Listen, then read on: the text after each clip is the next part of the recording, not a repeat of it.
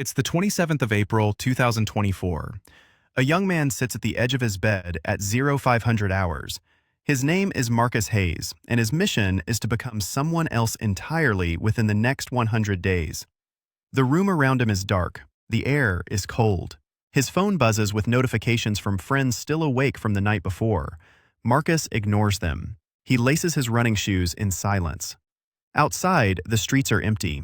This is the beginning of a war, and the enemy is the version of himself that hits snooze, that scrolls, that quits.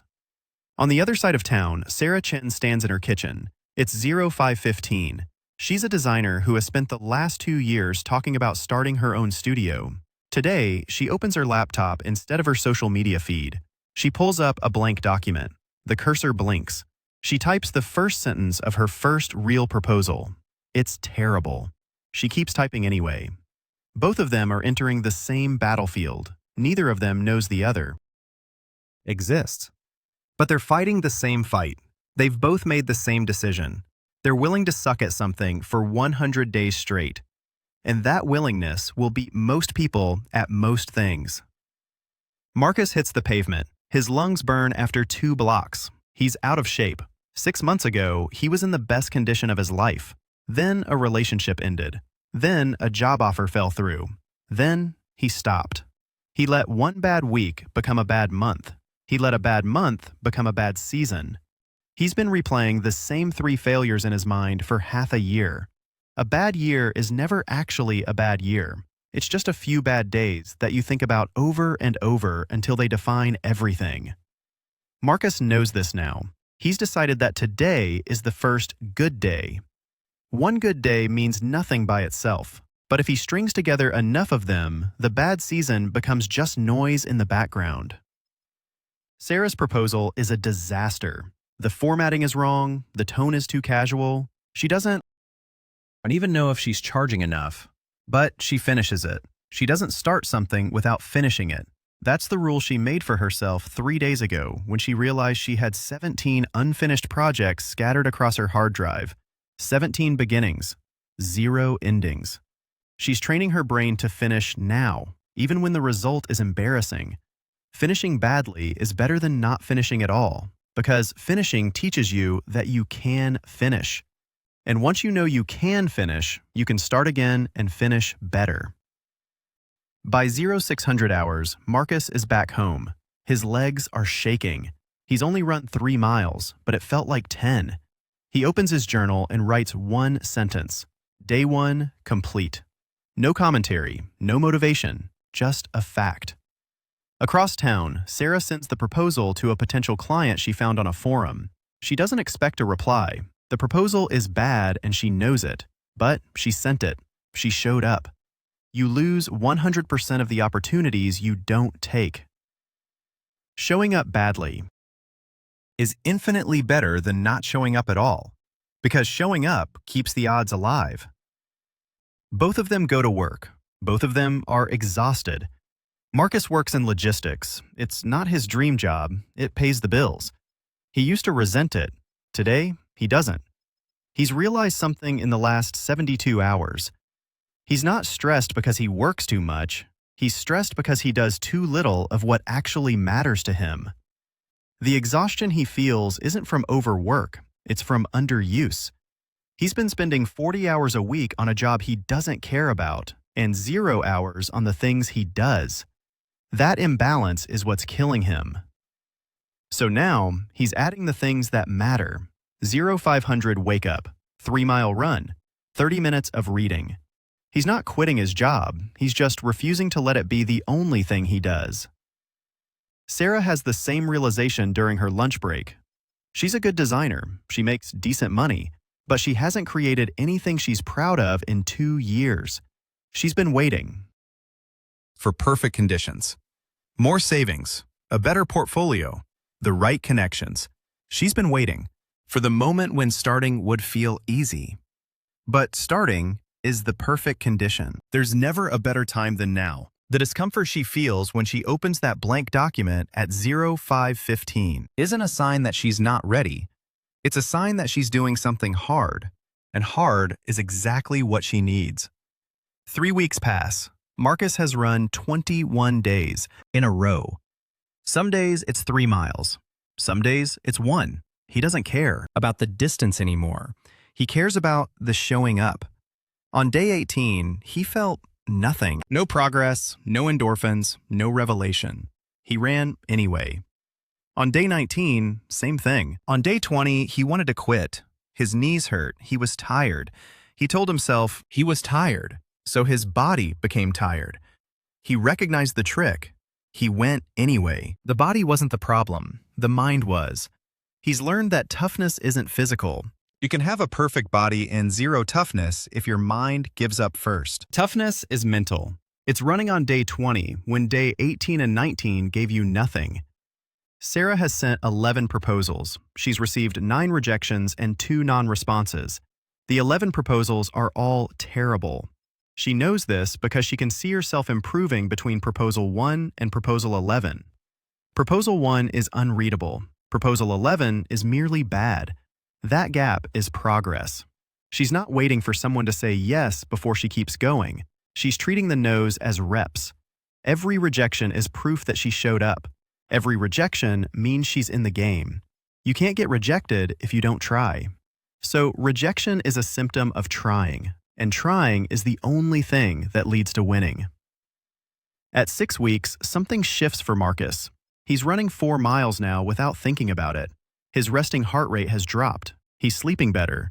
But the biggest change isn't physical. It's that he trusts himself again. For 6 months, he broke every promise he made to himself. He said he'd wake up early and didn't. He said he'd work out and didn't. He said he'd start writing again and didn't. Every broken promise eroded his self-respect. Now he's made 21 days of promises and kept them all, no matter how small, no matter how bad the execution. He did what he said he would do. That changes everything, because now when he says he'll do something, he believes himself. Sarah lands her first client at week 7.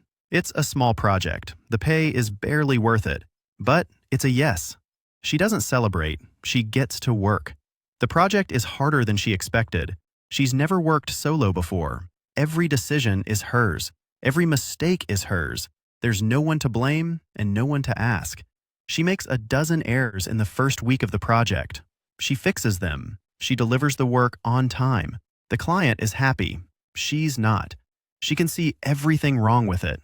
But she shipped it. And shipping teaches you more than planning ever does. Now she knows what she doesn't know. She starts Proposal 12 with that knowledge. At 90 days, Marcus looks in the mirror and sees a different person. Not because his body is unrecognizable. It's not. He's lost some weight. He's gained some muscle. But the real change is in his eyes. There's a steadiness there that wasn't there before. He's not the guy who quits anymore. He's the guy who shows up. He's realized something important. 1 day at the gym is imperceptible. 2 days changes nothing. But 100 days creates an almost entirely new person. Not because day 100 is magic, but because the accumulation of decisions compounds.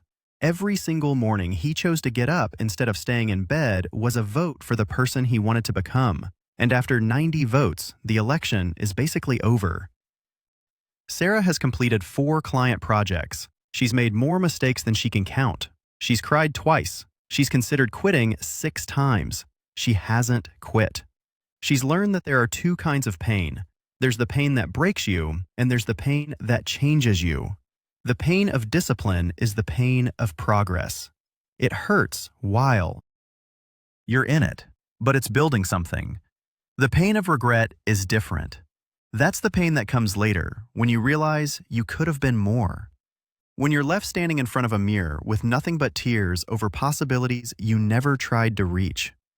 Sarah chooses the first pain every time now, because she knows the second one is worse.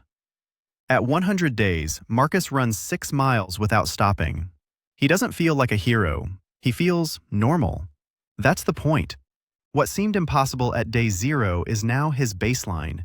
He's not trying to be better than someone else. He's trying to be the best version of himself that he's capable of becoming. And that's entirely under his control. Other people's progress doesn't matter. Other people's judgments don't matter. The only question that matters is whether he's doing his best with what he can control. The answer is yes. Sarah's business has 5 clients now. She's still working her full-time job. She's exhausted. But it's a different kind of exhaustion. She's not tired from doing too much. She's energized from doing what matters. She wakes up at 0500 now, just like Marcus does across town. She works on her business for 2 hours before her day job starts. It's brutal. It's also the best she's ever felt. Because the tools feel light in her hands, she's working harder than she ever thought possible. But the work is hers, and that makes all the difference. Both of them have learned the same lessons without ever meeting. They've learned that the magic they were looking for was hiding in the work they were avoiding. They've learned that consistency isn't about being perfect. It's about showing up even when showing up feels pointless. They've learned that the gap between wanting something and having it is filled entirely with work that no one will ever see or applaud. They've learned that the beginning is the hardest part, not because the challenges are bigger, but because you're facing them with the fewest resources and the least experience. You're holding a stick against a bear. But if you survive that phase, everything else gets easier.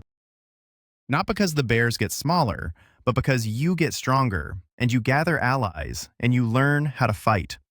They've learned that most people quit right before the breakthrough. They stop at day 30. They stop at day 60. They stop at the exact moment when the compounding is about to take over. And that's why most people don't win. Not because they can't, but because they stop. Marcus and Sarah didn't stop.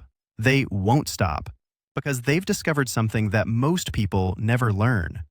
The person you become in the process of chasing a goal is more valuable than the goal itself.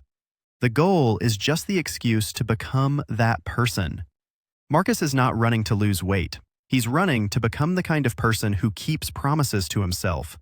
Sarah is not building a business to make money. She's building a business to become the kind of person who creates things that matter.